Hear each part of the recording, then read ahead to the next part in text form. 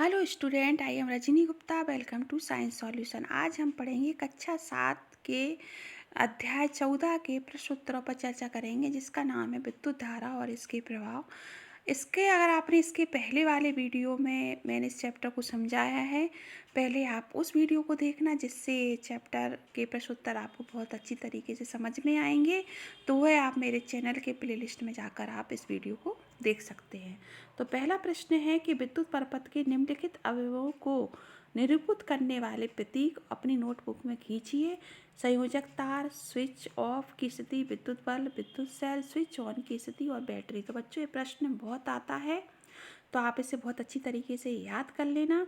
जैसे switch off की स्थिति को अपन इस तरीके से मतलब व्यक्त करेंगे, बैटरी को इस तरीके से, संयोजी तार को इस तरीके से, विद्युत सेल का जो प्लस चिन्ह होता है इधर ऋण है, बल्ब को इस तरीके से, और ये कुंजी को अपन इस तरीके से स्विच से अपन इसको प्रकट करेंगे। जो स्विच ऑफ की स्थिति होगी तो स्विच ऑन, स्विच ऑन की स्थिति होगी, स्विच ऑन को अपन इस तरीके से इस प्रतीक द्वारा प्रकट करेंगे, दर्शाएंगे।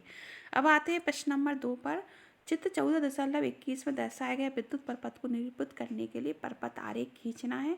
विद्युत परपथ का निरूपित करने के लिए परपथ आरेख तो इस तरीके से, क्योंकि इसमें एक बैटरी है, एक सेल है, एक बल्ब है और एक कुंजी है। तो अपन को पता है कुंजी को इससे, इस प्रतीक से करते हैं, सेल को इससे और बल्ब को इस तरीके से। जो बल्ब है वो अपना जलेगा, है ना। फिर है अगला है प्रश्न नंबर 3। 14.22 में ये है 4 सेल दर्शाए गए हैं, ठीक है। रेखा खींचकर निर्देशित कीजिए 4 सेलों के टर्मिनलों को तारों को संयुक्त करके आप बैटरी कैसे बनाएंगे। तो हमने पढ़ाया था कि ऋण को प्लस को ऋण से करेंगे, है ना। तो इस तरीके से अपन सेल को क्या करेंगे, संयोजित करेंगे। तो ये है, ये ऋण चिन्ह है, ये धन है, तो ऋण को धन से, फिर ये ऋण को धन से, फिर ऋण धन, और फिर ऋण को धन से। इस तरीके से अपन सेल को जोड़ेंगे तो इस तरीके से अपनी बैटरी बनेगी। फिर है प्रश्न नंबर 4 पर। चित्र 14.23 में दर्शाया गया, चित्र 14.23 का बल्ब दीप्त नहीं हो पा रहा, क्या आप इसका कारण बता सकते हैं। परपथ में आवश्यक परिवर्तन करके बल्ब को प्रदीप कीजिए। तो इसमें क्या गलती दिख रही है आपको, बल्ब नहीं जल रहा है, तो इसमें कुछ कमी है। धारा तो प्रभावित हो रही, पर इसमें जो सेलों का जो संयोजन है इसमें गड़बड़ है। क्योंकि एक अपन जानते हैं, उत्तर नंबर 4, एक सेल का जो धन टर्मिनल हमेशा दूसरे सेल के ऋण टर्मिनल से जुड़ा होता है। तो यहाँ दो ही जो धन टर्मिनल है एक दूसरे से जुड़े हैं, इसलिए सही परपथ इस प्रकार होगा, ये ऋण और धन, है ना। इस तरीके से इसमें दोनों जो धन टर्मिनल, जो दोनों ही धन आपस में जुड़े हैं, इसलिए बल्ब नहीं जलेगा। तो अपन को क्या करना है, एक ऋण को धन से जोड़ना है। फिर प्रश्न नंबर 5 पर आते, विद्युत धारा के किन्हीं 2 प्रभावों के नाम लिखना है। तो विद्युत धारा का तापीय प्रभाव, जब एक विद्युत प्रभाव में एक तार से होकर गुजरता है तो तार गर्म हो जाता है। इसे विद्युत धारा के तापीय प्रभाव के रूप में जाना जाता है, जिसका उपयोग कई ताप अनुप्रयोगों में किया जाता है। विद्युत हीटर, विद्युत इस्त्री मतलब प्रेस, और प्रकाश बल्ब। फिर नेक्स्ट है विद्युत धारा का चुंबकीय प्रभाव। जब विद्युत धारा का प्रभाव एक तार के माध्यम से बहता है तो यह इसके चारों ओर चुंबकीय क्षेत्र उत्पन्न करता है। इस प्रभाव को विद्युत धारा का चुंबकीय प्रभाव कहा जाता है। विद्युत धारा के चुंबकीय प्रभाव के कई प्रयोग है, बिजली की लिफ्ट, बिजली की घंटी, बिजली का पंखा। ये विद्युत धारा के चुंबकीय प्रभाव के कारण ही चलते हैं। फिर है प्रश्न नंबर 6 पे आते हैं। जब किसी तार में धारा प्रभावित करने पर स्विच को ऑन करते हैं तो तार में निकट रखी चुंबकीय सुई अपनी उत्तर दक्षिण दिशा में विक्षेपित हो जाती है। स्पष्ट कीजिए। विद्युत, उत्तर पे आते, विद्युत धारा ले जाने वाला तार अपने चारों ओर क्या करता है, चुंबकीय क्षेत्र का निर्माण करता है।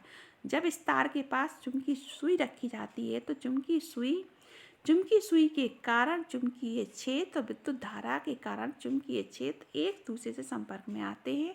तो चुंबकीय सुई में विक्षेपण उत्पन्न हो जाता है। जब विद्युत धारा स्विच ऑफ हो जाती है तो तार द्वारा कोई चुंबकीय क्षेत्र निर्मित नहीं होता, तो चुंबकीय सुई अपनी उत्तर दक्षिण स्थिति में विचलित नहीं होती। तो ये विद्युत धारा का चुंबकीय प्रवाह है। तो बच्चों, अगर आप इस मतलब इस प्रश्न उत्तर का जो इस चैप्टर को जो मैंने समझाया है, अगर वो वीडियो देखेंगे तो आपको ये प्रश्न उत्तर बहुत अच्छी तरीके से और अच्छी तरीके से समझ में आएंगे। प्रश्न नंबर 7, यदि चित्र 14.24 में दर्शाए गए विद्युत परपथ में स्विच को ऑफ किया जाए तो चुंबकीय सुई विक्षेप दर्शाएगी। ये परपथ है ना, तो चुंबकीय सुई विक्षेप दर्शाएगी? नहीं दर्शाएगी, क्योंकि चुंबकीय सुई स्विच बंद होने पर विक्षेप, स्विच बंद है ना यहाँ पर, तो नहीं दर्शाएगी, क्योंकि विद्युत प्रवाह का कोई भी स्रोत, बैटरी या सेल नहीं है। यहाँ एक सेल बैटरी को जोड़ने की भी ज़रूरत है, और विद्युत प्रवाह की अनुपस्थिति में तारों द्वारा कोई भी चुंबकीय क्षेत्र नहीं है, इसलिए चुंबकीय सुई विक्षेप नहीं होगी। क्योंकि यहाँ ये बल्ब है, ये माचिस की कार्डबोर्ड है, लेकिन यहाँ कोई सेल नहीं है और ना ही कोई बैटरी है इस परपथ में, नहीं है ना, इसलिए चुंबकीय सुई विक्षेप नहीं होगी। तो बच्चों इसी तरीके के क्वेश्चन आएंगे, तो आपको परपथ में देखना पड़ेगा कि बैटरी लगी है कि नहीं लगी, सेल लगा है कि नहीं लगा, कोई भी कमी भी हो सकती है किसी परपथ में, तो उसी के आधार पर अपन को प्रश्नोत्तर देना है। फिर प्रश्न नंबर 8 पे आते हैं। खाली स्थान है जी, अपने रिक्त स्थानों की पूर्ति करना है। विद्युत सेल के प्रतीक में जो लंबी रेखा होती है धन टर्मिनल को करती है। दो या दो से अधिक विद्युत सेलों के संयोजन को हम क्या कहते हैं? बैटरी कहते हैं। जब किसी विद्युत हीटर के स्विच को हम ऑन करते हैं तो क्या होता है? अवयव कैसा होता है? रक्त तत्व लाल हो जाता है। विद्युत धारा के तापीय प्रभाव पर आधारित सुरक्षा युक्ति को हम क्या कहते हैं? फ्यूज कहते हैं, है ना। फ्यूज क्या करता है? जो अपनी हाई वोल्टेज की जैसी लाइट आती तो फ्यूज पिघल के टूट जाता है। जैसे अपनी अन्य चीज़ें जैसे फ्रिज है, आजकल टीवी है, सब का कनेक्शन लगा ही रहता है, तो ये खराब होने से बच जाते हैं, फ्यूज होने से बच जाते हैं। फिर अपन प्रश्न नंबर 9 पे आते हैं। अपना सही गलत है। मैं डायरेक्ट ही आंसर पढ़ती हूँ जिससे आपको समझ में आए। दो सेलों को बैटरी बनाने के लिए एक सेल के ऋण टर्मिनल दूसरे सेल के ऋण टर्मिनल से संयोजित करते। गलत है, एक का ऋण और एक का धन लेते हैं ना। फिर जब किसी फ्यूज में किसी निश्चित सीमा से अधिक विद्युत धारा प्रभावित होती तो पिघल जाती है। बिल्कुल सही है। विद्युत चुम्बक चुंबकीय पदार्थों को आकर्षित नहीं करता है, तो ये अपना गलत है। विद्युत घंटी विद्युत चुम्बक होता है? बिल्कुल होता है, ये सही है। फिर अपना अगला प्रश्न है प्रश्न नंबर 10। क्या विद्युत चुम्बक का उपयोग किसी कचरे के ढेर से प्लास्टिक को पृथक करने के लिए किया जा सकता है? स्पष्ट कीजिए। बिल्कुल, विद्युत चुम्बक एक चुम्बक की तरह ही होता है। ये लोहे के टुकड़ों को आकर्षित कर सकता है। प्लास्टिक में कोई भी चुंबकीय गुण नहीं होता, इसलिए कचरे के ढेर में प्लास्टिक की थैलियों को अलग करने के लिए विद्युत चुम्बक का प्रयोग नहीं किया जा सकता। मतलब प्लास्टिक का प्रयोग कर रहा है, मतलब कचरे के ढेर से प्लास्टिक को अलग करना है, किसको? विद्युत चुम्बक से। तो विद्युत चुम्बक तो केवल लोहे के टुकड़ों को अलग करता है, प्लास्टिक की थोड़ी करता है। और प्लास्टिक की जो थैलियाँ होती वो भी विद्युत चुम्बकीय गुण नहीं होती, तो यार वो नहीं करेगा, है ना।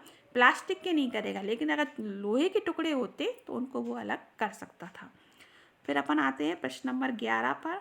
मान लीजिए यदि कोई विद्युत मिस्त्री आपके घर में विद्युत परपथ को मरम्मत कर रहा है, वह एक तांबे के तार को फ्यूज के रूप में उपयोग करना चाहता है, क्या आप इसे सहमत होंगे? अपने उत्तर के कारण दीजिए। तो विद्युत जो फ्यूज होता है एक ऐसा उपकरण है जो हमारे सभी विद्युत उपकरणों के लिए एक सुरक्षा कवच है। वे विशेष सामग्री से बने होते हैं और सामान्य से अधिक विद्युत धारा जैसे ही इसमें प्रभावित होती है टूट जाते हैं। यदि विद्युत मिस्त्री उचित फ्यूज तार का प्रयोग नहीं करता है तो इसके बजाय वह फ्यूज के रूप में किसी भी साधारण बिजली के तार का उपयोग करता है तो अत्यधिक तार के प्रभाव के कारण तारों के गर्म होने का खतरा बढ़ जाता है। इससे बिजली के उपकरणों में क्या होता है? शॉर्ट सर्किट हो सकता है, ये उपकरण आग पकड़ सकते हैं। इसलिए मानक फ्यूज तार का ही उपयोग अपन को करने की सलाह दी जाती है। एमसीवीएस का प्रयोग विद्युत दुर्घटना को रोकने के लिए किया जाता है, इसलिए अपन को तार का प्रयोग नहीं करना है, विद्युत फ्यूज का ही प्रयोग करना है और एमसीवीएस का ही प्रयोग करना है जिसपे आईएसआई का चिन्ह लगा हो। फिर अपन प्रश्न नंबर 12 पे आते हैं कि जुवेदा ने 14.4 में दर्शाए अनुसार एक सेल होल्डर बनाया। इसे एक स्विच और बल्ब से जोड़कर कोई विद्युत परपथ बनाया। जब इसे स्विच को ऑन की स्थिति में किया तो बल्ब नहीं जला, तो परपथ में संभावित दोष को पहचानने में जुवेदा की अपन को सहायता करना है।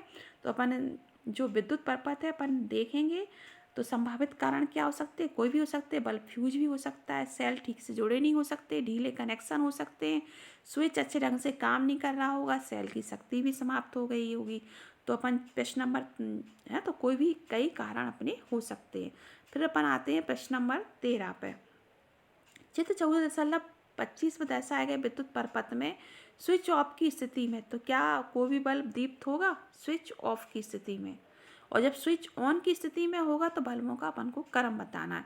अगर स्विच ऑफ की स्थिति में है तो कोई भी बल्ब नहीं जलेगा, है ना। ऑफ की स्थिति में तो कैसे जलेगा, विद्युत धारा प्रभावित ही नहीं है। और जैसे ही हम स्विच को ऑन की स्थिति में लाएंगे तो परपथ पूरा हो जाएगा और सभी बल्ब एक साथ जलेंगे, कोई क्रम नहीं है, सब एक साथ जलेंगे, ABC, है ना। पूरे अपने जो बल्ब है एक साथ जलेंगे। तो बच्चों ये प्रश्न उत्तर पूरे हो गए, आपको समझ में आ गए होंगे। कहीं भी कोई भी प्रश्न अगर आपको समझ में नहीं आया उसे कमेंट सेक्शन में लिखना, मैं सभी के प्रश्नों के उत्तर देने की कोशिश करूँगी। अगर आपने मेरे चैनल को सब्सक्राइब नहीं किया बिल्कुल कीजिएगा, जिससे आने वाले वीडियो की नोटिफिकेशन समय पर मिलते रहे। नेक्स्ट वीडियो में मिलते हैं, धन्यवाद।